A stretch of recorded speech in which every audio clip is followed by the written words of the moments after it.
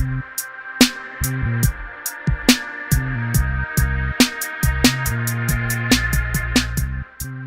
you're painting an abstract painting and it's starting to fall short, it's often a design problem. So it's something to come back to is your composition or your design. It's like the foundation of your painting. And for simplicity's sake, next week I'm going to hand you 12 basic designs that are really useful in abstract painting.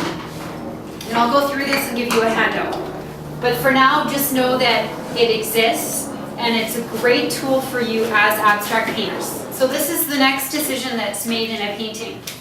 And not next week, but the week after, I'm going to go over color schemes in detail with the color wheel. And with all these exercises, if you look at the bottom of the handout I gave you, you'll see that I ask you to figure out the composition of the original art piece you selected for your copycat. This is where your color wheel becomes your best friend. And we'll have a whole class on this and go through each color organization. I don't know a better word for it for now. But the bottom line is if you bought one of these color wheel, the pocket color wheel that rotate, it has all the combinations right there for you in the center. And I'm just mentioning a few on this handout. So monochromatic, triadic, complementary, split complementary, and we're going to go through all of them in detail, not next week, but the week after. So here's what I want to impart today, that there are certain colors that go together, or schemes that work well together, that are almost like magic tricks that pull a painting together. So it's like you set the foundation for your house, and you have a design that you've chosen, and then the next thing is a color scheme that works. And sometimes if your painting is falling short, you want to go back and say, what's going on with the colors? And this is where your color wheel will become a very handy tool, and having this knowledge of color schemes will be adding to your toolbox in terms of making really good abstract paintings. So the last one is content. And really, content is, what's this painting about? What does it mean? What inspired you to paint the painting? And ultimately, what are you communicating to the viewer with this piece?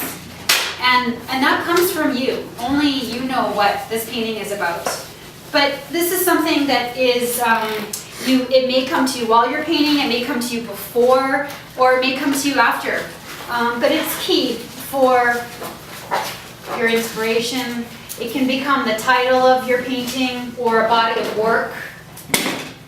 So when I'm in my studio and I'm working on lots of big pieces, like right now I'm working on 4 really big paintings, I have these, I buy these at the art store. This is what I wanted to show you last week, but I didn't have them. And I have these little papers, and I actually write my 3 C's on these, and I fill it in.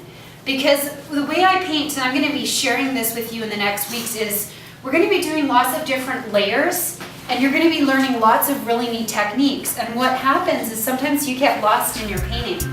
And so these 3 C's bring you back.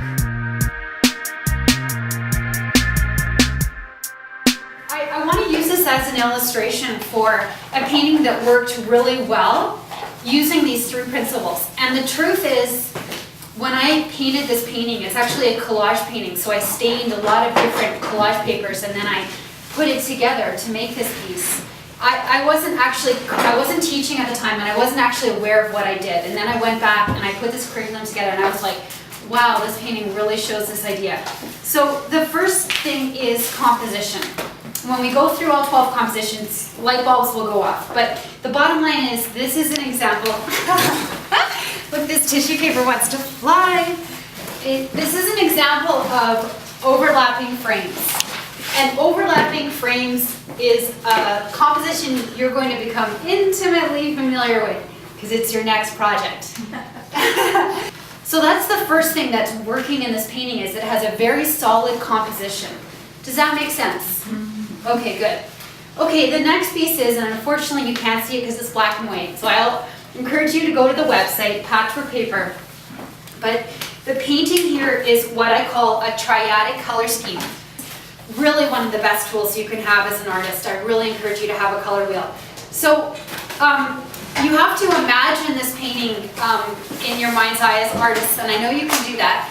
And it's predominantly pink, but there are pieces of stained tissue papers in it that are iridescent gold, and there are pieces in this painting that are turquoise blue. So the color scheme that I'm using for this painting is triadic. So let me just explain that here. If you look at the color wheel, the first thing that you always want to do when you're talking about color for a painting is take this big arrow right here, especially if you have the revolving one. You want to point it to the dominant color, because generally your painting's going to have a dominant color. Okay, with this patch of paper, when you see it in color, it's dominantly pink, so it's like a red-violet. And the color I used was quinacridone magenta, and I mixed titanium white, and I listed that at the bottom. Okay, and so this is the first color, and then if you see this triangle here in the center of my color wheel, it has the word triadic. It's a triangle. So I also used some gold, which is pretty much yellow-orange, because obviously gold and metallic colors aren't on the color wheel. And then I put some turquoise, which is blue-green. And I used those colors in this painting as accents. And that's something when we get into color we're going to talk about, is having a predominant color and then accents. So this is an example of a color scheme that works. And this is a triadic that's used on this painting.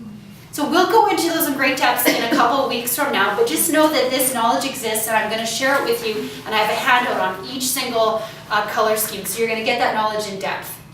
The last piece here is content, and I want to share you the content behind this painting. And for me, it's a very powerful content. I had just finally got the courage to leave my marriage, and I'd taken my 4.5-year-old with me, and it wasn't a healthy marriage. And I was living in my friend's garage, and for me, like, painting has been my thread to sanity in a way of just getting through hard times. I've always made time and space to paint. So we had our little bed on one side of this garage, and I had my Costco table, which goes everywhere with me like this, and I had it set up next to me. And I'd go to sleep at night and hold my daughter, and I'd wake up at 3 in the morning and work on this series. And this series for me is about comfort, and it's about quilts. My grandmother, who's passed away now, always made quilts for me as a child. So for me, that's the content, the inspiration, the communication behind this painting, and that's very powerful to me. And you'll find as artists, if you go on and you want to sell your work, or even if you're giving it as a gift, people love to know what that piece is about for you. And it's often therapeutic for us to know, like, what's coming. Sometimes we don't figure it out till after.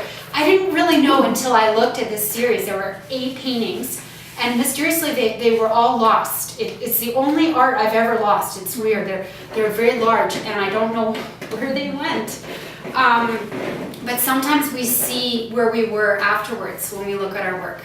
So more answers Marta's question. She said, do you know all this right away? No. Sometimes you'll know, and sometimes you won't. It's just a guideline.